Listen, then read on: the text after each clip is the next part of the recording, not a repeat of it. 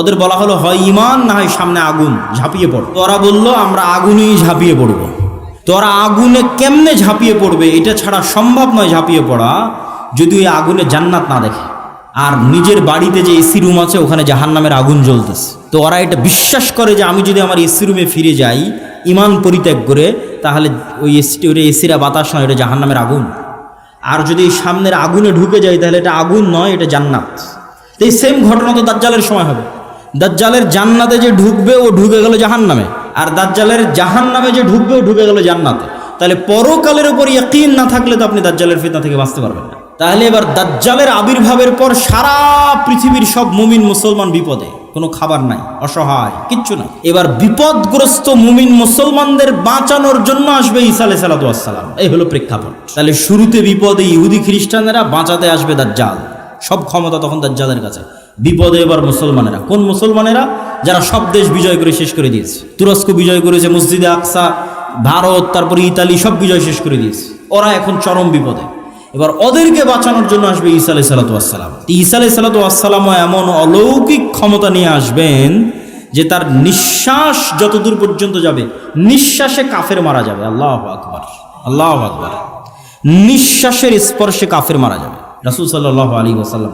আর ঈসা আলাইহিস সালাতু ওয়াস সালামের অলৌকিকত্ব এত টপ লেভেলের হবে যে দাজ্জালকে আলাদা করে হত্যা করা লাগবে না। দাজ্জাল যদি শুধু দেখে ঈসা আলাইহিস সালাতু ওয়াস সালামের দিকে, ইয়াজুবু কামা ইয়াজুবুল মা, পানিতে লবণ দিলে যেভাবে গলে যায় সেভাবে গলে যাবে।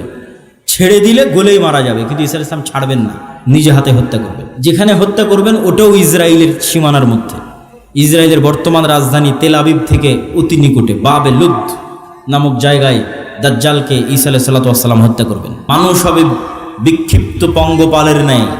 হিমালয় পাহাড়ের মতো বড় বড় পাহাড়গুলো হবে আকাশে উড়ন্ত ধ্বনিত তুলার ন্যায়।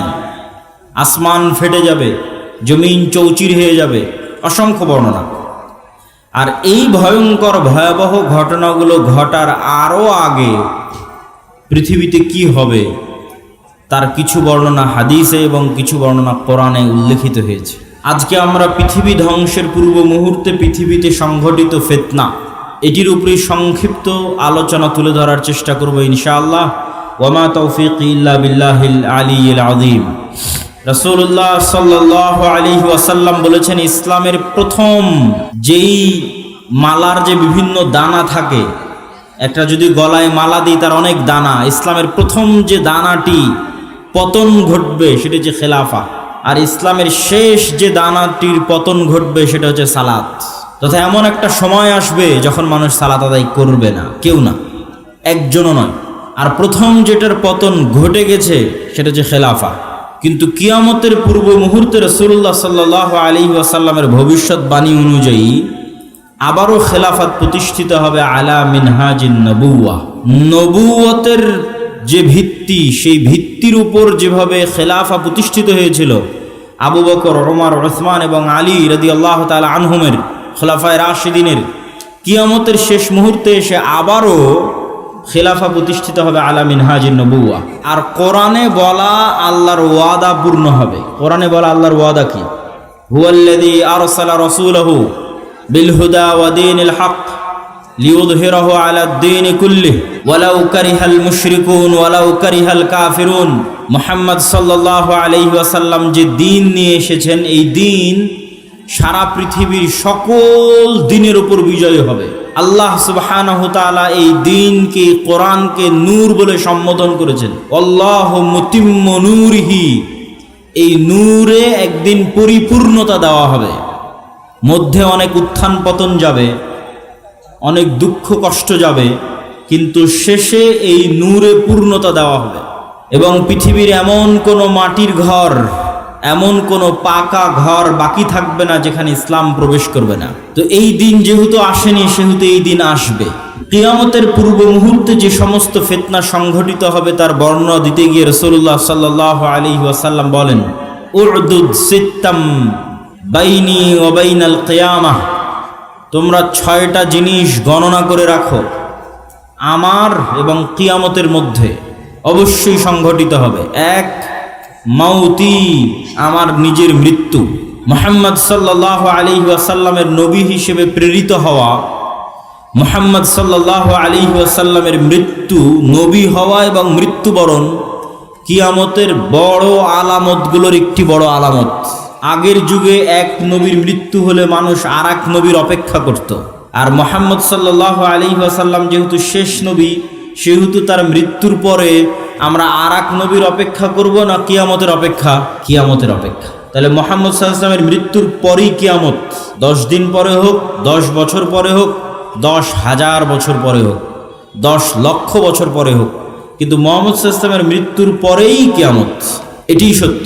আর আগের নবীদের ক্ষেত্রে এক নবীর মৃত্যুর পরে আর এক নবী, আর এক নবীর মৃত্যুর পরে আর এক নবী, শেষ নবীর মৃত্যুর পরে কিয়ামত।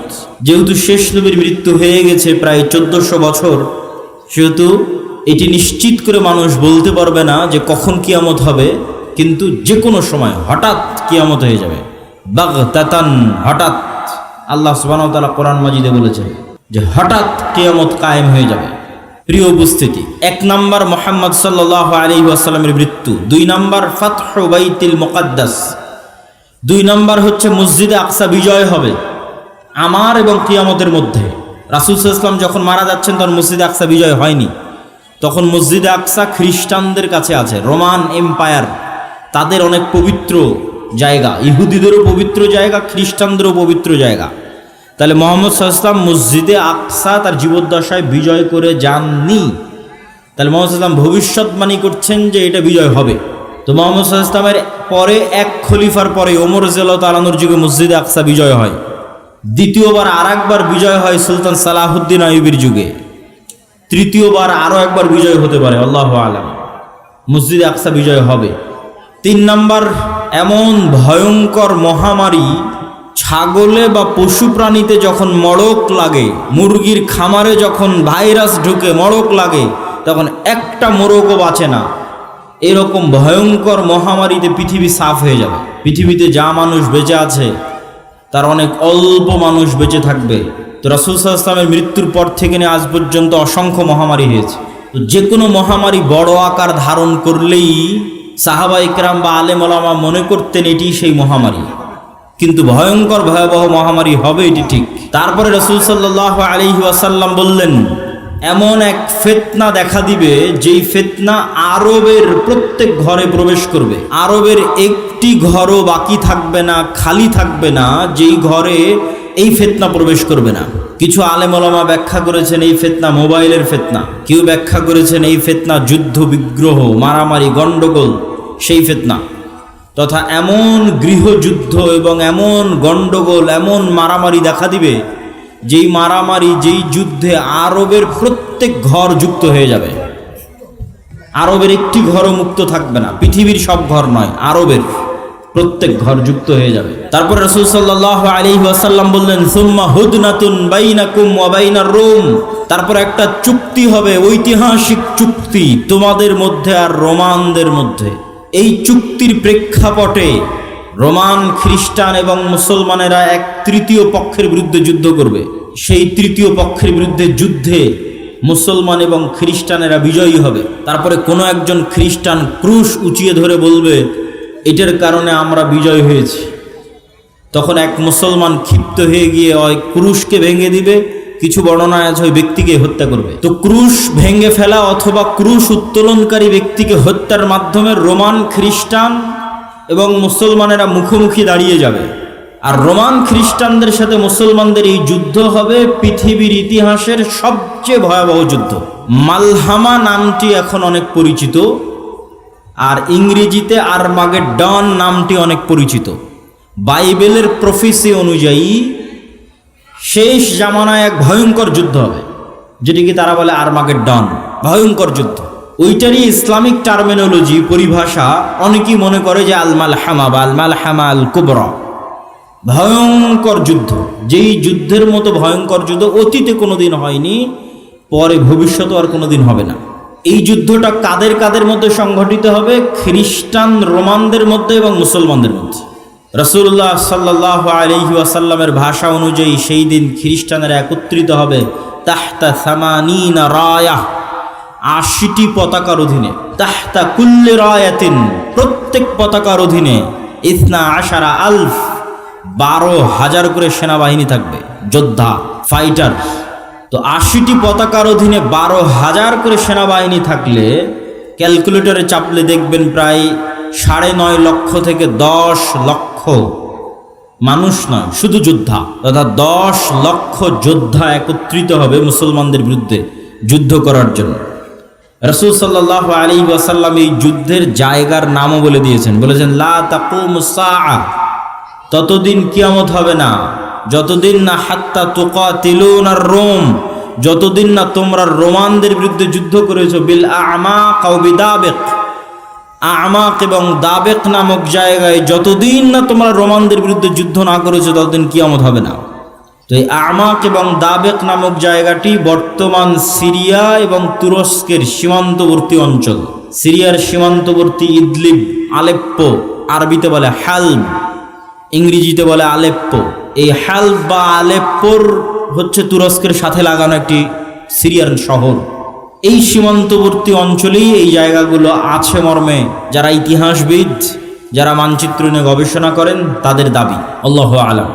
এই যুদ্ধের ভয়াবহতা বলতে গিয়ে রাসূলুল্লাহ সাল্লাল্লাহু আলাইহি ওয়াসাল্লাম বললেন, সেই দিন এই যুদ্ধে এত মানুষ মারা যাবে। আরেক বর্ণনা অনুযায়ী এই যুদ্ধ প্রায় 4 দিন ব্যাপী চলবে। 5ম অথবা 6ঠতম দিনে গিয়ে বিজয় হবে, অথবা 4র্থ। তো 4 দিন যুদ্ধ চলবে। প্রথম 3 দিন ফলাফল ছাড়াই যুদ্ধ শেষ হবে, শুধু মৃত্যু আর লাশ, লাশের সারি আর মৃত্যু। আর 4র্থতম, 5মতম অথবা 6ঠতম দিনে গিয়ে বিজয় নির্ধারণ হবে মুসলমানদের।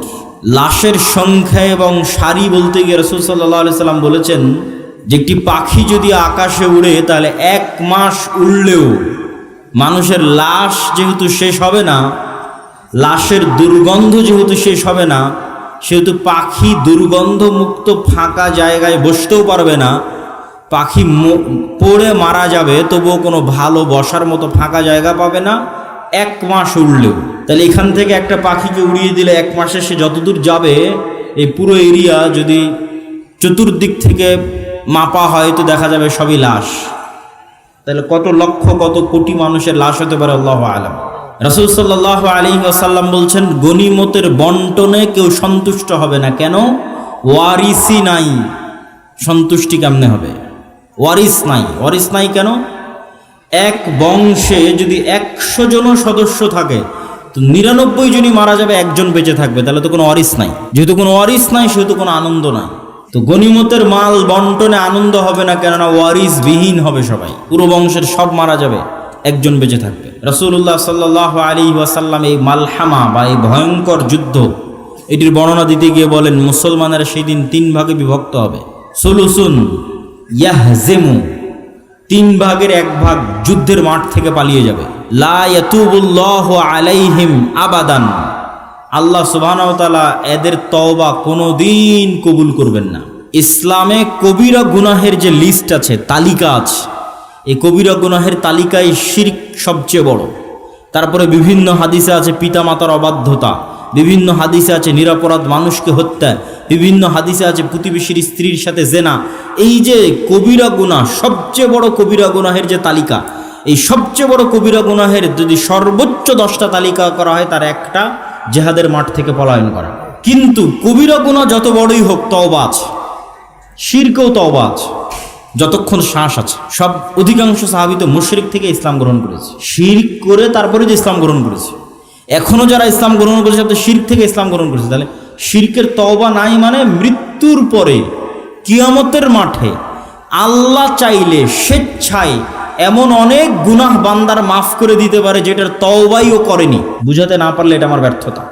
এমন অনেক গুনাহ আমরা করেছি যেটার তওবা আমরা করিনি, ইস্তেগফার করিনি, ক্ষমা চাইনি, তাও আল্লাহ ওই গুনাহ তার দয়ায় মাফ করে দিতে পারেন কিয়ামতের মাঠে। কিন্তু ওই যে দয়ায় মাফ করে দিবেন কিয়ামতের মাঠে আল্লাহ, ওই লিস্টে শিরক থাকবে না। এটা হলো শিরকের গুনাহ আল্লাহ ক্ষমা করবেন না। যে বান্দা যদি লাউ আতাইতুম, তুমি যদি আসো বিকরাবিল আরদি খাতায়া, আসমান জমিন পূর্ণ গুনাহ নিয়ে, তাহলে আমি আল্লাহ আসমান জমিন পূর্ণ ক্ষমা নিয়ে উপস্থিত হব। তো এই যে আসমান জমিন পূর্ণ গুনাহের কোনো গুনাহ আপনি জানেন, কোনো গুনাহ ভুলে গেছেন, কোনোটার তওবা করেছেন, কোনোটা করেননি, তাও আল্লাহ দয়া করে মাফ করে দিবে। কিন্তু করবেন না কোনটা? শিরক। কিন্তু যতক্ষণ শ্বাস আছে ততক্ষণ সব গুনাহের ক্ষমা আছে, শিরকেরও ক্ষমা আছে। তো রাসূল সাল্লাল্লাহু আলাইহি ওয়াসাল্লাম বলছেন যারা ওই যুদ্ধের মাঠ থেকে পলায়ন করবে এদের তওবা কবুল হবে না। 3 ভাগের 1 ভাগ সুলুসুন, 3 ভাগের 1 ভাগ শহীদ হয়ে যাবে আল্লাহর রাস্তায়। রাসূল সাল্লাল্লাহু আলাইহি ওয়াসাল্লাম বলছেন তারা হচ্ছেন আফজালু শুহাদাইল আরজ, পৃথিবীর সর্বশ্রেষ্ঠ শহীদ। আল্লাহু আকবার। তারপরে বলছেন 3 ভাগের বাকি 1 ভাগ, 1 ভাগ তো পালিয়ে গেল, 1 ভাগ মরে শেষ, আর 1 ভাগ তারা বিজয়ী হবে। এরা বিজয়ী হওয়ার পর এই বিজয়ী দল ইয়াফতাতিহুনাল কুস্তুনতুনিয়া, কনস্টান্টিনোপল বিজয় করবে। এই কনস্টান্টিনোপল কুস্তুনতুনিয়া হচ্ছে আজকের তুরস্কের ইস্তাম্বুল, যেটা দীর্ঘদিন তুরস্কের রাজধানী ছিল। এখন রাজধানী আঙ্কারা, কিন্তু ইস্তাম্বুল সবচেয়ে ঐতিহাসিক শহর। সুলতান মোহাম্মদ আল ফাতেহ ইস্তাম্বুলকে বিজয় করেছিলেন। কিন্তু হাদিসের ভাষায় বোঝা যাচ্ছে কিয়ামতের পূর্ব মুহূর্তে, দাজ্জাল প্রকাশের পূর্ব মুহূর্তে পুনরায় মুসলমানেরা তুরস্ক বিজয় করবে, তথা মুসলমানদের বর্তমান যে তুরস্ক মুসলমানদের হাতে আছে এটি মুসলমানদের হাতে নাও থাকতে পারে। না হলে কনটেক্সট মিলানো কঠিন যে কিয়ামতের পূর্ব মুহূর্তে মুসলমানেরা তুরস্ক কিভাবে বিজয় করবে। এই ঘটনারই ধারাবাহিকতায় আরেক হাদিসে, আমি কিন্তু এক হাদিস বলতেছি না, বিভিন্ন হাদিস থেকে যুক্ত করতেছি। আরেক হাদিসে রাসূলুল্লাহ সাল্লাল্লাহু আলাইহি ওয়াসাল্লাম বলেন, ততদিন পর্যন্ত কিয়ামত হবে না যতদিন না বানু ইসহাকের 70,000 মানুষ, ইসহাক আলাইহিস সালাতু ওয়াস সালামের বংশের, ইব্রাহিম আলাইহিস সালাতু ওয়াস সালামের বংশের 70,000 মানুষ যতদিন না এমন এক শহরে যুদ্ধ করছে, মাদিনাতুন, এমন এক শহরে যুদ্ধ করছে, জানিবুহাল বার ওয়া জানিবুহাল বাহর, যার এক পাশে সমুদ্র আর এক পাশে সমতল। কোন শহর? আলেম ওলামা মতভেদ করেছেন। কেউ বলেছেন এটি ইতালির রাজধানী রোম, কেউ বলেছেন এটি তুরস্কের ইস্তাম্বুল, কুস্তুনতুনিয়া, কনস্টান্টিনোপল। ইতালির রাজধানী রোম হওয়ার পক্ষে আর একটা জয়ীফ হাদিস আছে, যে রাসূল সাল্লাল্লাহু আলাইহি ওয়াসাল্লামকে জিজ্ঞেস করা হচ্ছে যে উম্মতে মুহাম্মাদি কোন শহর আগে বিজয় করবে কিয়ামতের পূর্ব মুহূর্তে, কুস্তুনতুনিয়া না রোমিয়া? কিন্তু হাদিসের সানাদ দুর্বল। তো এমন এক শহর, যেই শহরের কিন্তু এখন যেটা অনুবাদ করতেছি এটা সহিহ বুখারী মুসলিমের হাদিসগুলো অনুবাদ করতেছি, যেগুলো আমি পূর্ণ অনুবাদ করতেছি এগুলো, তথা কিয়ামতের পূর্ব মুহূর্তে যা ঘটবে তার সবচেয়ে বিশুদ্ধ যেগুলো হাদিস। রাসূল সাল্লাল্লাহু আলাইহি ওয়াসাল্লাম বললেন এমন এক শহর বিজয় করবে বানু ইসহাকের, ইব্রাহিম আলাইহিস সালাতু ওয়াস সালাম, ইসহাক আলাইহিস সালাতু ওয়াস সালামের বংশের 70,000 মানুষ, যেই শহরের এক পাশে সমুদ্র আর এক পাশে সমতল, কিন্তু ওই যুদ্ধ হবে বিদুন সিলাহ, লা ইয়ারমুনা আইয়ু সাহমিন, না তারা কোনো তীর নিক্ষেপ করবে না তরবারি চালাবে, কোনো অস্ত্র ছাড়া বিজয় হবে। কিসের মাধ্যমে বিজয় হবে? তারা শুধু মুখে উচ্চারণ করবে লা ইলাহা ইল্লাল্লাহু আল্লাহু আকবার। এই এক তাকবীর ধ্বনিতে শহরের এক দেওয়াল পড়ে যাবে, দ্বিতীয় তাকবীর ধ্বনিতে শহরের দ্বিতীয় দেওয়াল পড়ে যাবে, তৃতীয় তাকবীর ধ্বনিতে শহরের তৃতীয় দেওয়াল পড়ে যাবে। মুসলমানেরা বিনা বাধায়, বিনা রক্তপাতে এবং বিনা অস্ত্র প্রয়োগে ওই শহরে প্রবেশ করবে। তো যদি এটি কুস্তুনতুনিয়া হয় তাহলে এই যে আগের ঘটনার ধারাবাহিকতায়, আগে যে ভয়ঙ্কর মালহামা হলো, এই যে লক্ষ লক্ষ কোটি কোটি মানুষ মারা গেল, তারপরে মুসলমানেরা বিজয় হলো, খ্রিস্টানরা পরাজয় হলো, এই সেনাবাহিনী এবার যখন সিরিয়া এবং তুরস্কের সীমান্তবর্তী অঞ্চল থেকে বিজয় অভিযান নিয়ে রওনা দিবে ইস্তাম্বুল কুস্তুনতুনিয়া বরাবর, তখন ইস্তাম্বুলে প্রবেশ করতে তাদের আর আলাদা কোনো অস্ত্র প্রয়োগ করতে হবে না। তাকবীর ধ্বনিতে ওই নগরীর দেওয়াল পড়ে যাবে এবং তারা বিনা অস্ত্র প্রয়োগে শহর বিজয় করবে। অথবা ওই আগের হাদিসে কুস্তুনতুনিয়া বিজয় হয়ে গেছে, কুস্তুনতুনিয়া বিজয়ের পর এই বিজয় কাফেলা চলতেই থাকবে। ম্যাপ চেক করলে বুঝবেন, চলতে চলতে চলতে পৌঁছে যাবে ইতালির রাজধানী রোমে। যখন ইতালির রাজধানী রোমে পৌঁছবে তখন আর এখানে কোনো অস্ত্র প্রয়োগ করতে হবে না, তাকবীর ধ্বনিতে শহর বিজয় হয়ে যাবে। দুটের যে কোনো একটা আল্লাহ সুবহানাহু ওয়া তাআলা ভালো জানেন।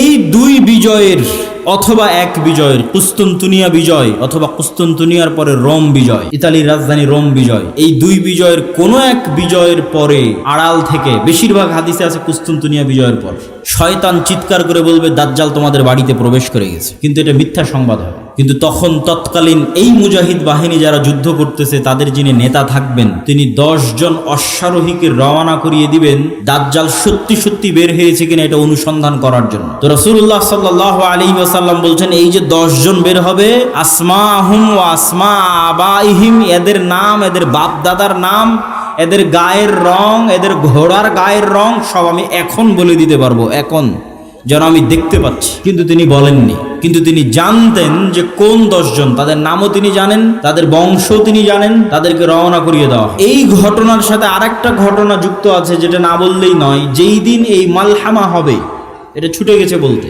সেই দিন ওই হাদিসে রাসূল সাল্লাল্লাহু আলাইহি ওয়াসাল্লাম বলছেন, ইয়াখরুজু মিনাল মাদিনা খিয়ারু আহলিল আরজ, মদিনা থেকে যুদ্ধ করার জন্য সিরিয়াতে এসে রোমানদের বিরুদ্ধে যুদ্ধ করবে, এই জন্য মদিনা থেকে তৎকালীন বিশ্বের খিয়ারু আহলিল আরজ, সবচেয়ে আল্লাহওয়ালা তাকওয়াবান পরহেজগার একদল মানুষ বের হবে। আল্লাহ, তৎকালীন বিশ্বের সবচেয়ে তাকওয়াবান আল্লাহওয়ালা পরহেজগার মানুষেরা তখন মদিনায় থাকে। তাদের একটা জামাত এই যুদ্ধে অংশগ্রহণ করার জন্য মদিনা থেকে রওনা দেবে।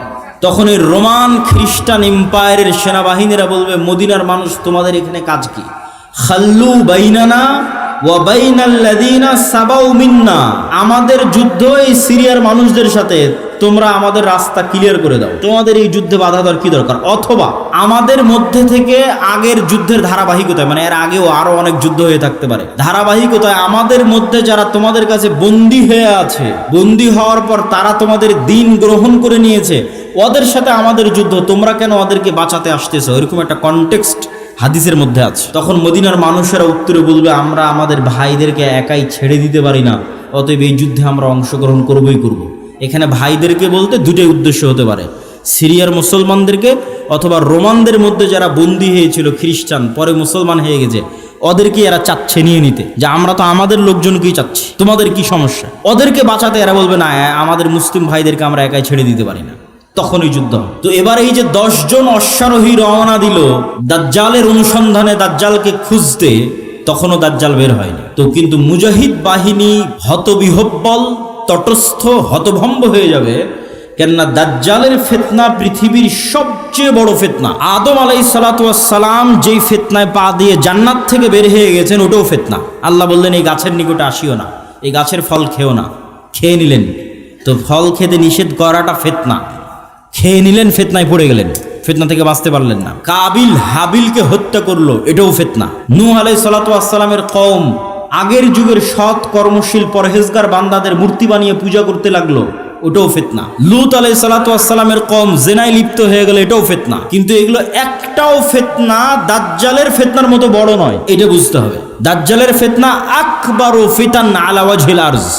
আদম আলাইহিস সালাম যেই ফিতনায় পা দিয়েছেন ওইটার চাইতে, কাবিল যে ফিতনায় পা দিয়েছিল ওইটার চাইতে, নূহ আলাইহিস সালামের কওম যে ফিতনায় পা দিয়েছিল ওইটার চাইতে, আদ সামুদ কওমে লূত তারা যে ফিতনায় পা দিয়েছিল ওইটার চাইতে সবচেয়ে বড় ফিতনা দাজ্জালের ফিতনা। আর এই ফিতনা মোকাবেলা করবে উম্মতে মুহাম্মদ, সর্বশ্রেষ্ঠ উম্মত মোকাবেলা করবে পৃথিবীর সবচেয়ে বড় ফিতনা। কেন দাজ্জালের ফিতনা সবচেয়ে ভয়ঙ্কর, এটাও বুঝতে হবে আপনাকে। প্রিয় উপস্থিতি, কেন দাজ্জালের ফিতনা সবচেয়ে ভয়াবহ? দেখেন, কওমে নূহ আলাইহিস সালামের কওম যখন বড় বড় আল্লাহওয়ালা পীর বুজুর্গ দিনদার মানুষের মূর্তি বানালো, তখন তারাও জানতো যে এই মূর্তির কোনো ক্ষমতা নাই। ইয়া আবাতি লিমা তা'বুদু মা লা তাসমাউ, ইব্রাহিম আলাইহিস সালাম বাপকে বলছে, হে আমার বাপ, এমন মূর্তির কেমনে ইবাদত করো যে শুনতেও পায় না, দেখতেও পায় না। তাহলে আগের যুগের মানুষ যে মূর্তির ইবাদত করতো অথবা এখনো করে, তাদের সাথে কোরআনের যে তর্ক বিতর্ক, এই তর্ক বিতর্কের মানদণ্ড হচ্ছে, তোমরা যেই সমস্ত বাতিল ইলাহের পূজা করো, এদের রব হওয়ার ক্ষমতা নাই। রব হওয়ার ক্ষমতা নাই মানে কথা বলার ক্ষমতা নাই, শোনার ক্ষমতা নাই, দেখার ক্ষমতা নাই, সৃষ্টির ক্ষমতা নাই। এরা একটা মাছি বানাতে পারবে না, মশা বানাতে পারবে না, এরা একটা খেজুরের বিচির দানার উপরের যে পাতলা আবরণ থাকে ওটার পর্যন্ত এরা মালিক নয়। তাহলে যে রব নয়, ও ইবাদতের যোগ্য কেমনে হয়? রব তো আমি, আসমান জমিন আমি বানিয়েছি, সূর্য চন্দ্র আমি বানিয়েছি, ইবাদত আমার করো, এই দিয়ে কোরআন পরিপূর্ণ। এটা মানুষের বুঝতে সহজ যে এর ক্ষমতা নাই, কেন এর ইবাদত করব। কিন্তু এই কনটেক্সট অচল হয়ে যাবে যখন দাজ্জাল আসবে। কেন দাজ্জাল রব যা যা করতে পারে তার প্রায় সবকিছুই করে দেখাবে। এই জন্য দাজ্জালের ফিতনা সবচেয়ে ভয়াবহ, ভয়ঙ্কর ফিতনা। মা কালী, মা দুর্গা আর শাহজালাল আর শাহপরাণ, যাদেরই মানুষ আল্লাহ বাদ দিয়ে ইবাদত করছে, আর ঈসা আলাইহিস সালাতু ওয়াস সালাম আর মারিয়াম আলাইহিস সালাতু ওয়াস সালাম আর যাদেরই ইবাদত করছে, তারা কেউ এখন আপনাকে দেখাতে পারবে না যে আমি আকাশকে আদেশ দিলাম আকাশ বৃষ্টি বর্ষণ করবে, আমি জমিনকে আদেশ দিলাম জমিন ফসল উৎপাদন করবে, জান্নাত দেখালাম জান্নাতে ঢুকে যাও, জাহান্নাম দেখালাম জাহান্নামে ঢুকে যাও, মৃতকে জীবিত করে দিলাম। এইরকম একচ্ছত্র কন্ট্রোল যা একমাত্র রবের থাকে, তার কারণ নাই। ফলত ওদেরকে বাতিল ইলাহ প্রমাণ করা সহজ। কিন্তু যখন একজন সত্যি সত্যি এগুলো আপনাকে করে দেখাবে, তখন আপনি ঈমান ধরে রাখতে পারবেন না, অনেকগুলো কারণে।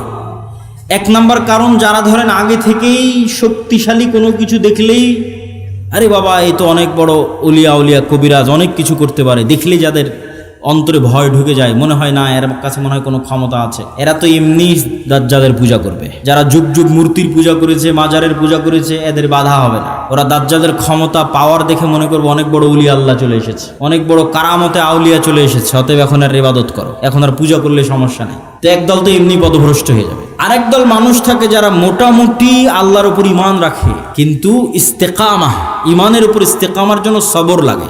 সবর করার ক্ষমতা এবং সাহস এদের নাই। এদের দেখবেন এখন দুনিয়াবি ক্ষমতা যাদের কাছে, ওদের ওখানে গিয়ে সিজদা দিচ্ছে। আজ থেকে 6-7 মাস আগে 16 বছর যাদের কাছে ক্ষমতা ছিল, ওদের কাছে গিয়ে সিজদা দিয়েছে। ক্ষমতার বাইরে এরা চিন্তা করতে পারে না। ক্ষমতা যেখানে, এদের কেবলা এবং মারকাজ সেখানে। এবং আপনি যদি নিজের জায়গায় দাঁড়িয়ে চিন্তা করেন, আজকে তেলের যে সংকট, আমি দাজ্জালের ফিতনার ভয়াবহতা বোঝানোর জন্য আপনাকে বলতেছি। তেলের যে সংকট, মাঝে মধ্যে আমার মনে হয় আল্লাহ আমাদের ফিতনা থেকে হেফাজত করুক, যে এখন যদি কেউ এসে বলে, আব্দুল্লাহ তোমার গাড়িতে তো তেলের দরকার, তো এইটা করলে তোমাকে তেল দেওয়া হবে, ধরো তুমি আর 500 টাকা বেশি দিলে তেল দিয়ে দেবো, বা তুমি এই অপরাধটা করলে তোমাকে তেল দিয়ে দিব। তো কত মানুষ বলে ঠিক আছে ভাই, সমস্যা নেই, আমার গাড়িতে তেল দেন, আমি করে দিচ্ছি। এখন কোনো একটা দেশকে যদি বলা হয় যে সব তেলের কন্ট্রোল আমার হাতে, এটা করো, তেল পাবা, নাহলে কিন্তু আবাদও বন্ধ হয়ে যাবে। আমরা মনে করি তেল মানে দিয়ে শুধু গাড়ি চলে। পেট্রোকেমিক্যাল থেকে সকল সার উৎপাদন হয়, সব কোনো সারই আর তৈরি হবে না। তো সার না হলে আপনি চাষ করবেন কি দিয়ে? স্যালো মেশিন স্টার্ট না দিলে পানি তুলবেন কোথায় থেকে? তেল মানে শুধু গাড়ি নয়, সবই, এখনকার আধুনিক সভ্যতার সবই তেল। তা আমি তেল দিব না আপনাকে, তা আপনিও বুঝতে পারছেন যে আপনি সবই করে ফেলবেন তেল নেওয়ার জন্য। তো কোরআন এবং হাদিসে তো এর চেয়ে বড়টা বলা আছে, তেলের কথা বলা নাই। সরাসরি আকাশের বৃষ্টির কথা বলা আছে, জমিনের ফসলের কথা বলা আছে ডাইরেক্ট, যে দাজ্জাল ইরাক এবং শাম এই 2 দেশের মধ্যে সীমানা দিয়ে যেতে থাকবে। কোন এক নগরীর মানুষের কাছে এসে বলবে, এই তোমরা আমার উপর ঈমান আনছো? তারা বলবে, জি জাহাপনা, জি প্রভু, আপনার উপর ঈমান আনলাম। ওদের জন্য দাজ্জাল টাকা পয়সা, ধন দৌলত, রুজি রুটির এত বড় ব্যবস্থা উন্মোচন করে দিবে যে মৌমাছির ঝাঁক যেভাবে মধুর পিছনে ছুটে, ধন সম্পদ টাকা পয়সা ওই শহরের মানুষের পিছনে ওইভাবে ছুটবে। এবার অতিক্রম হতে হতে আর এক শহরে আসবে, সেই শহরের মানুষকে বলবে, আমার উপর ঈমান আনয়ন করছো? তারা বলবে, না, আমরা রব্বুল আলামিনের উপর ঈমান রাখি। দাজ্জাল বলবে, আকাশ এখানে বৃষ্টি বর্ষণ বন্ধ করে দাও, জমিন এখানে ফসল উৎপাদন বন্ধ করে দাও, খাবার দাবার বন্ধ, টাকা পয়সা বন্ধ, সকল কিছু বন্ধ, মোবাইল বন্ধ, ইন্টারনেট বন্ধ। আজকের যুগে যদি কল্পনা করেন, এখনই আপনি ঈমান ধরে রাখতে পারবেন না, যখন ঘটবে তখনকার কথা তো বহু পরে। তো শাম অঞ্চলের মানুষেরা না খেতে পেয়ে ধনুক চাবিয়ে খাবে, তীর চাবিয়ে খাবে। তীর তো খাওয়ার জিনিস নয়, ধনুক তো খাওয়ার জিনিস নয়, কিন্তু গাছের পাতাও যেহেতু উৎপন্ন হবে না, তো কি খাবে? গাছের পাতাও তো উৎপন্ন হবে না। তো এ হলো দাজ্জালের ফিতনা, পৃথিবীর সবচেয়ে ভয়ঙ্কর এবং ভয়াবহ ফিতনা। দাজ্জালের ফিতনা সম্পর্কে বলতে গিয়ে 2টা হাদিস না বললেই নয়। একটা হাদিসে রাসূলুল্লাহ সাল্লাল্লাহু আলাইহি ওয়াসাল্লাম বলছেন যে দাজ্জাল পৃথিবীতে 40 দিন সফর করবে। 40 দিনের প্রথম দিন হবে 1 বছর, দ্বিতীয় দিন হবে 1 মাস, তৃতীয় দিন হবে 1 সপ্তাহ। আর দাজ্জালের গতি হবে কাগাইসিন ইস্তাদবারাত হুররিহ, এমন মেঘমালা যেই মেঘমালাকে ঝড়ো বাতাস উড়িয়ে নিয়ে যাচ্ছে। এই যে কয়দিন পরে কালবৈশাখী ঝড় হবে, আকাশে তাকিয়ে দেখবেন ঝড়ের সময় মেঘ কত দ্রুত চলে। তো ঝড়ের বাতাসে যে মেঘ খুব দ্রুত চলে, এরকম দ্রুত গতি হবে দাজ্জালের। তো আল্লাহর নবী মেঘের সাথেও তুলনা দিয়েছেন। এখন যন্ত্র দিয়ে মেঘের মতো আকাশে উঠবে না দাজ্জাল নিজেই আকাশে উঠবে, আল্লাহু আলাম, আল্লাহ সুবহানাহু ওয়া তাআলা ভালো জানেন। কিন্তু দাজ্জালের আগমনে পৃথিবীতে এত ব্যাপক বৈপ্লবিক পরিবর্তন হবে যে পৃথিবীর দিন 1 বছরের সমান হয়ে যাবে। এটা হঠাৎ করে আল্লাহর আদেশে, কোনো কারণ ছাড়াই আল্লাহ বলবেন দিন এখন তুমি 1 বছরের সমান হও, এরকম নয়। আল্লাহ লাতিফ, প্রত্যেকটা জিনিস ঘটনা পরম্পরায় হয়, মানুষ দেখবে এটা স্বাভাবিক। তথা এই ভূমণ্ডল, নভমণ্ডল, সৌরজগতে এমন বৈপ্লবিক কোনো পরিবর্তন হবে, অথবা এই পৃথিবীতে এমন বৈপ্লবিক কোনো পরিবর্তন হবে, অথবা সূর্য এবং চন্দ্রের বর্তমান ঘূর্ণায়মান পরিপ্রক্রিয়ায় এমন বড় বৈপ্লবিক পরিবর্তন হবে যেটা স্বাভাবিক হতে সময় লাগবে। 1 দিন হবে 1 বছর, তারপরের 1 দিন হবে 1 মাস, তারপরের 1 দিন হবে 1 সপ্তাহ, তারপরে স্বাভাবিক। ওইটার আগে কিছু একটা ঘটবে। দাজ্জালের আগমনই ওইরকম ভয়ঙ্কর এবং ব্যতিক্রম হবে। আল্লাহু আলাম সেটা কি হবে। দাজ্জালের বিষয়ে আরেকটি হাদিসে রাসূলুল্লাহ সাল্লাল্লাহু আলাইহি ওয়াসাল্লাম, যেটা তামিম আদ-দারির হাদিস, যারা 30 দিন সমুদ্রে লাইবা বিহিমুল মাউজ শাহরান কামিলান, সমুদ্রের ঝড়ো বাতাস এবং ঢেউ 1 মাস যাবৎ তাদেরকে কোথায় নিয়ে গেছে কোনো কন্ট্রোল ছিল না নৌকার উপর। এক দ্বীপে গিয়ে যখন নৌকা ঠেকলো তখন দেখছে একটা প্রাণী, জীবজন্তু জানোয়ার, গরু ছাগল মহিষ যেমন জীবজন্তু জানোয়ার, এরকম জীবজন্তু জানোয়ার যার মুখ এবং পা সব এত বিশাল লোমে ঢাকা যে কোনটা মুখ আর কোনটা পিছন এটা বোঝা যাচ্ছে না, এই জানোয়ার কথা বলতেছে। তো মানুষ তো কোনোদিন দেখেনি, মানুষ ছাড়া আর পৃথিবীর কোনো জীবজন্তু জানোয়ারকে কথা বলতে। তো আরবের ওই মানুষেরা এই জানোয়ারকে কথা বলতে দেখে মনে করেছে এটা জিন, শয়তান, কিন্তু ও কিন্তু জীবজন্তু জানোয়ার। ও বলছে আনাল জাসসাস, আমি গোয়েন্দা, একটা মানুষ তোমাদের সাথে সাক্ষাতের অপেক্ষা করছে, এদিকে যাও। তো তামিম আদ-দারি বলছে আমরা যখন ওই মানুষের কাছে গেলাম, বিশাল দেহের মানুষ, এত বিশাল দেহের মানুষ আগে কোনোদিন কখনো দেখিনি। তো দাজ্জালের বিশাল দেহের হওয়াটা কি ব্যতিক্রম কিছু? ব্যতিক্রম কিছু নয়। আমরা এখন 5 ফিট 5 ইঞ্চি 6 ফুট হয়ে গেছি, কিন্তু আদি পিতা আদম আলাইহিস সালাম তো আর 5 ফিট ছিলেন না। আদম আলাইহিস সালাম ছিলেন 60 দেরা, 60 হাত 60 গজ, 40 মিটার, প্রায় 10 তলা 15 তলার সমান উঁচু। তাহলে এখন যদি আদম আলাইহিস সালাম আমার সামনে উপস্থিত হয় তাহলে আমি তো আশ্চর্য হয়ে যাবো, কারণ এই বিশাল দেহের মানুষ তো আমি কোনোদিন দেখিনি। তাহলে দাজ্জাল বিশাল দেহের হবে, এটা ব্যতিক্রম নয়, কেননা দাজ্জাল তো আদমেরই সন্তান, মিন উলদে আদম, আদমের সন্তান। তো তার হাত, তার হাঁটু এবং তার কাঁধ এমন শক্ত করে বাঁধা আছে। আমরা তাকে জিজ্ঞেস করলাম তুমি কে? সে বলে আমার পরিচয় তোমরা জানবেই, তোমরা বলো তোমরা কারা। তা আমরা আমাদের পুরো ঘটনা বললাম। এবার দাজ্জাল 4টা প্রশ্ন করেছে। নাখাল বাইসান, আইনে জোগার, বহাইরা তাবারিয়া, নাবিয়ুল উম্মিয়িন, বহাইরা তাবারিয়া, sea of Galilee, lake of Tiberias, নাখলে বাইসান, বাইত শিয়ান, আর আইনে জোগার, স্প্রিং অফ জোয়ার। আর নবিউল উম্মিয়িন, পড়ালেখা জানে না, লিখতে জানে না, পড়তে জানে না, এমন নবী। আমাদের নবী মুহাম্মদ সাল্লাল্লাহু আলাইহি ওয়াসাল্লাম লিখতেও জানতেন না, পড়তেও জানতেন না, উনি দেখে যে পড়বেন এটা জানতেন না, কোরআন মুখস্থ করেছিলেন। প্রিয় উপস্থিতি, তো দাজ্জাল তাদেরকে এই যে 4টে জিজ্ঞেস করলো, 4টে জিজ্ঞাসার প্রথম 3টে জিজ্ঞাসার সাথে পানি কানেক্টেড আছে, পানি এবং চাষ কানেক্টেড আছে। সি অফ গ্যালিলি, পানির উৎস, বহাইরা তাবারিয়া, ইসরায়েলের সীমানার মধ্যে, এখন এটা ইসরায়েলের সীমানার মধ্যে। বাইবেলের প্রফেসি অনুযায়ী তথা বাইবেলের বর্ণনা অনুযায়ী ঈসা আলাইহিস সালাম যত মুজিজা দেখাতেন সব এই সাগরের আশেপাশে, এই লেক, এই হ্রদ, এই খালের আশেপাশে। তো দাজ্জাল বলছে একদিন এখানে পানি থাকবে না। এখন পানি দাজ্জাল আসার আগেই শেষ হবে, সেটা ঠিক না, আসলে না, দাজ্জাল আসার শেষ হবে না। কেন আর এক হাদিসে বলতেছে ইয়াজুজ মাজুজ যখন বের হবে তখন ওরা বহাইরা তাবারিয়ার পানি খেয়ে শেষ করে দিবে, খেয়ে শেষ করে দিয়ে অন্যদিকে আগাবে পানি শেষ করার জন্য। তাহলে পানি যদি দাজ্জাল আসার আগেই শেষ হয় তাহলে ইয়াজুজ মাজুজ আবার কোথায় পানি পাবে? এটাও তো একটা প্রশ্ন। কিন্তু দাজ্জাল বলছে এখানে একদিন পানি থাকবে না। তার মানে কি ইয়াজুজ মাজুজ এসে শেষ করবে ওটার ভবিষ্যৎবাণী, না দাজ্জাল আসার আগেই শেষ হবে? মানে অনেকেই দেখি এখন খুঁজে যে বহাইরা তাবারিয়াতে পানি শেষ হচ্ছে কিনা, সেটার জন্য বলতেছে যে পানি যে দাজ্জাল আসার আগেই শেষ হবে এটা মনে করাটা একদম 100% ঠিক এটা বলা যাবে না। কেন আর এক হাদিসে কি বলা হচ্ছে ইয়াজুজ মাজুজ এসে বহাইরা তাবারিয়ার পানি খেয়ে নেবে। তো বলে এখানে একদিন পানি থাকবে না। 2 নম্বর কি নাখাল বাইসান, বাইসানের খেজুর বাগান, এটাও ইসরায়েলের একটা বড় শহর, বাইত শিয়ান। বলে এখানে কি মানুষ খেজুর চাষ করে? তো বলে করে। তো বলে এখানে একদিন পানিও থাকবে না, খেজুর চাষের ব্যবস্থাও থাকবে না। তার বলে আইনে জোগার, স্প্রিং অফ জোয়ার, এটার বর্ণনা বাইবেলে আছে। আগের যেমন বহাইরা তাবারিয়ার বর্ণনা বাইবেলে আছে, এই আইনে জোগার, স্প্রিং অফ জোয়ার, এটার বর্ণনাও বাইবেলে আছে। কি হিসেবে আছে? লূত আলাইহিস সালাম যেখানে ছিলেন ওই শহরটা যখন আল্লাহ ধ্বংস করে দিলেন, যে লূত আলাইহিস সালামকে যেখানে তিনি আশ্রয় দিলেন সেখানে তার জন্য পানির ব্যবস্থা, অথবা যে জায়গায় তিনি আশ্রয় নিয়েছিলেন সেই জায়গা হচ্ছে স্প্রিং অফ জোয়ার। এই জন্য ওই বহাইরা তাবারিয়ার স্প্রিং অফ জোয়ার, আইনে জোগার, এই দুটেই খ্রিস্টানেরা ব্যাপক হারে দেখতে যায়, ভিজিট করতে যায়। তো এখান থেকে আমাদের জানার বিষয় কি, এই হাদিস থেকে জানার বিষয় হচ্ছে দাজ্জাল প্রশ্ন করেছে একটা নির্দিষ্ট জায়গায়, যার প্রত্যেকটা এরিয়া 30-40 কিলোমিটারের মধ্যে। এই বহাইরা তাবারিয়া বলেন, আইনে জোগার বলেন, নাখাল বাইসান বলেন, এই বগুড়া জেলার মধ্যেই, মানে একটা সেম এরিয়ার মধ্যেই। তথা কিয়ামতের পূর্ব মুহূর্তের ফিতনার বর্ণনাগুলো নিশ্চিতভাবে কিয়ামতের পূর্ব মুহূর্তে যা যা হবে এগুলো মক্কা মদিনার বাইরে, মক্কা মদিনায় হবে না। মক্কা মদিনা ফিতনা মুক্ত থাকবে। কোথায় হবে? তাহলে সিরিয়াতে, শাম মানে আগে ফিলিস্তিনি বোঝানো হতো, শাম মানে আগে মসজিদে আকসাই বোঝানো হতো, শাম মানে আজকের শাম নয়। তো তথা মসজিদে আকসা এবং এর আশেপাশের অঞ্চল, যেগুলোতে এখন ইসরায়েল, ফিলিস্তিন, জর্ডান, এই যে অঞ্চলগুলো এবং এখনকার যে সিরিয়া, সব কিছু এই অঞ্চলে হবে। দাজ্জালের এই সংক্ষিপ্ত বর্ণনা এবং দাজ্জালের ফিতনার এই সংক্ষিপ্ত বর্ণনার পরে কি হবে?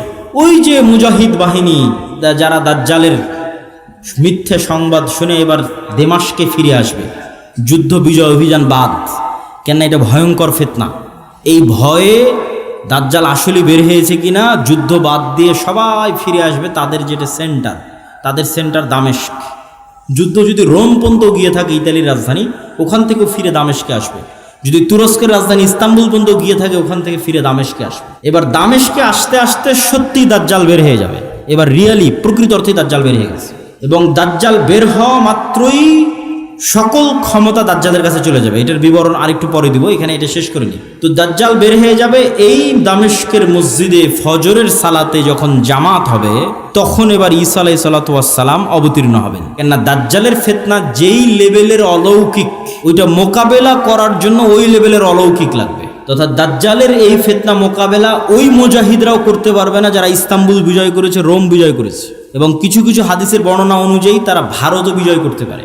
মানুষের মাথায় একটা চিত্র আগে থেকে ঢুকে আছে যে দাজ্জাল যখন বের হবে পৃথিবীতে, তখন পুরো পৃথিবী দাজ্জালের কন্ট্রোলে থাকবে। এটা ভুল কথা। দাজ্জাল যখন বের হবে তখন পুরো পৃথিবী মুসলমানদের কন্ট্রোলে থাকবে, মানে মুসলমানরা বিজয় করে শেষ করে দিবে, সব বিজয় করে ফেলবে। মসজিদে আকসা বিজয়, ইস্তাম্বুল বিজয়, খ্রিস্টানরা তো পরাজিতই হয়ে যাবে, ইতালির রাজধানী রোম বিজয়, ভারত বিজয়, পুরো পৃথিবীতে মুসলমানদের জয় জয়কার থাকবে। হাদিস থেকে আমি যতটুকু চিন্তা ভাবনা করে দেখেছি, এটাই বেশি খাপ খায়, এটাই বেশি মিলে, যে দাজ্জাল বের হওয়ার পূর্বে, ইমাম মাহদি আসার আগেই, অথবা ইমাম মাহদির সাথী, অথবা ইমাম মাহদি সহ, যেটাই বলেন, দাজ্জাল এবং ঈসা ইসলাম আসার পূর্বে পৃথিবী মুসলমানদের, মসজিদ আকসা মুসলমানদের, তুরস্ক মুসলমানদের, ইতালি, পুরো ইউরোপ মুসলমানদের, ভারত মুসলমানদের, সবই মুসলমানদের। মুসলমানদের বিজয় যখন সর্বোচ্চ স্তরে, এবং দাজ্জালের কোনো ষড়যন্ত্র যখন আর কাজে দিচ্ছে না, দাজ্জালের পক্ষ হয়ে পৃথিবীতে কাজ করবে এরকম কোনো বড় শক্তি আর পৃথিবীতে নাই, এবার নিজেই দাজ্জাল বের হয়ে আসবে। কেননা যারা দাজ্জালের পক্ষ নিয়ে কাজ করতে, এরা সব বিপদে পড়ে গেছে, কেননা বিজয় মুসলমানদের হয়ে গেছে। তো ইহুদিরাও এক মাসিহের অপেক্ষা করতেছে, বিপদ থেকে, বিপদে পড়লে বিপদ থেকে বাঁচায় যে সে মাসিহ, মাসিহ দাজ্জাল। খ্রিস্টানেরাও ঈসা মাসিহ, বিপদে পড়লে বিপদ থেকে বাঁচায় যে সেই মাসিহ ঈসা আলাইহিস সালাম বিপদ থেকে বাঁচাবে। খ্রিস্টানেরাও বিশ্বাস করে ঈসা ইসলাম আবার আসবে, কিন্তু তারা এটা জানে না যে ঈসা ইসলাম মারা যায়নি, জীবিত আছে। আমরা জানি ঈসা ইসলাম মারা যাননি, জীবিত আছে। আর তারা মনে করে মরে গেছে, কিন্তু পুনর্জন্ম হয়ে পুনরায় ঈসা ইসলাম পৃথিবীতে আসবে তাদেরকে বাঁচানোর জন্য, খ্রিস্টানদের বাঁচানোর জন্য। তাহলে সারা পৃথিবীর সবাই শেষ জামানার একজন বিশাল মাসিহের অপেক্ষায়। এবং আধুনিক এখনকার বিশ্বের যতগুলো নিউজ চ্যানেল রিপোর্ট, সবগুলোতেই বর্তমান যে যুদ্ধ চলতেছে, এই যুদ্ধ নিয়েও এই আলোচনাগুলো আমাদের দেশে নয়, এই অঞ্চলে নয়, ইউরোপ এবং আমেরিকায় আলোচিত হচ্ছে, যারা বিশ্ব শাসন করে তাদের কাছে। তাদের ভাষায় দাজ্জাল হচ্ছে অ্যান্টি ক্রাইস্ট ইংরেজিতে, আর মালহামা হচ্ছে আর্মাগেড্ডন, আর জেসাস ঈসা আলাইহিস সালাতু ওয়াস সালাম উনি আসবেন। অ্যান্টি ক্রাইস্ট না আসলে জেসাস আসবে না। অ্যান্টি ক্রাইস্ট মানে দাজ্জাল। আর অ্যান্টি ক্রাইস্ট ততক্ষণ আসবে না যতক্ষণ না ইহুদিরা জেরুজালেম একত্রিত হচ্ছে, এটা তাদের বিশ্বাস। ইভাঞ্জেলিক্যাল খ্রিস্টিয়ান যারা ইঞ্জিল কেন্দ্রিক খ্রিস্টান, তাদের বিশ্বাস। ফলত তাদেরও ঈসা আলাইহিস সালামকে নিয়ে আসতে হবে, ইহুদিদেরও একজন মাসিহ লাগবে। ফলত সবাই সেইটারকে সামনে নিয়ে কাজ করতেছে, যে ওইটা যত দ্রুত ঘটানো যাবে তত দ্রুত মনে করতেছে আমাদের বিজয়। কিন্তু সবার কামনা অনুযায়ী তো কাজ হবে না, সবার চাওয়া অনুযায়ী কাজ হবে না, কেননা সবাই ভুল বুঝবে, ভ্রান্তিতে পা দিবে। কি কি ভ্রান্তিতে পা দিবে বলি? ইহুদিদের আসল মাসিহা যিনি, আসল মাসিহ যিনি, তিনি তো চলে এসেছেন, কিন্তু তারা তো গ্রহণ করেন। ইহুদিদের প্রকৃত মাসিহ তো ছিল মুহাম্মদ সাল্লাল্লাহু আলাইহি ওয়াসাল্লাম নিজেই। মুহাম্মদ সাল্লাল্লাহু আলাইহি ওয়াসাল্লামের অপেক্ষায় তারা মদিনায় গিয়ে বসে থাকতো, অনেক আগে গিয়ে বসেছিল, ইমান তো আনেনি। এরা তো মাসিহকে চিনতে পারেনি। ঈসা আলাইহিস সালাম তো মাসিহ চিনতে পারেনি, ইমান আনেনি, ঈসা ইসলামকে হত্যা করার চেষ্টা করেছে, নিকৃষ্ট। তো এই জন্য এদের সঠিক মাসিহ এরা পাবে না, এরা দাজ্জালকেই মনে করবে আমাদের মাসিহ, কিন্তু দাজ্জাল তো হবে ভ্রান্ত। এই জন্য দাজ্জালের অনুসারী কারা হবে? ইহুদিরা। রাসূল সাল্লাল্লাহু আলাইহি ওয়াসাল্লাম বলছেন, ইয়াতবাউদ দাজ্জাল ৭০,০০০ ইয়াহুদ মিন আসবাহান। ইরানের ইস্পাহান শহরের ৭০,০০০ ইহুদি দাজ্জালের অনুসারী হবে। তাহলে ইহুদিরা দাজ্জালকে মাসিহ মনে করে দাজ্জালের অনুসারী হবে, কিন্তু দাজ্জাল তো পরাজিত হবে। কিন্তু প্রথম প্রথম যখন দাজ্জাল আসবে তখন তো সব ক্ষমতা দাজ্জালের হাতে, ফলত যে কেউ পথভ্রষ্ট হয়ে যাবে। তো এই অংশের সামারিটা করি। এই অংশের সামারি হচ্ছে দাজ্জাল এবং ঈসা আলাইহিস সালাম আসার পূর্বে মুসলমানেরা পৃথিবী বিজয় করবে এবং ইহুদি এবং খ্রিস্টানেরা বিপদে পড়বে। যেহেতু ইহুদি এবং খ্রিস্টানেরা বিপদে পড়বে, বিশেষ করে ইহুদিরা, তো এখন ইহুদিদের বাঁচানোর জন্য দাজ্জাল বের হবে। এবং যেহেতু দাজ্জালের পক্ষে কাজ করার মতো আর পৃথিবীতে কেউ অবশিষ্ট নাই, এই জন্য এবার দাজ্জাল নিজেই বের হবে। দাজ্জাল যখন নিজেই বের হবে তখন এক নিমিষে, এক সেকেন্ডে সকল ক্ষমতা দাজ্জালের কাছে চলে যাবে। মুসলমানেরা হতভম্ব, হতবিহ্বল হয়ে যাবে। আকাশও বৃষ্টি বর্ষণ করে না, জমিনও ফসল উৎপাদন করে না, দুর্ভিক্ষই নিয়তি ঈমান নিয়ে বাঁচার জন্য। তথা সেই সফল যে বলবে আমি মরতে প্রস্তুত কিন্তু ঈমান বিক্রি করতে প্রস্তুত নই। সেই সফল যার একটা টাকার প্রতি অবৈধ লোভ নাই, অবৈধ একটা টাকার প্রতি ন্যূনতম লোভ নাই। আপনি নিজেই নিজের আত্মা এবং নফসকে চেক করেন যে আপনার একটা টাকার প্রতি যদি, অবৈধ টাকার প্রতি যদি ন্যূনতম লোভ থাকে, আপনি দাজ্জালের ফিতনা থেকে বাঁচতে পারবেন না।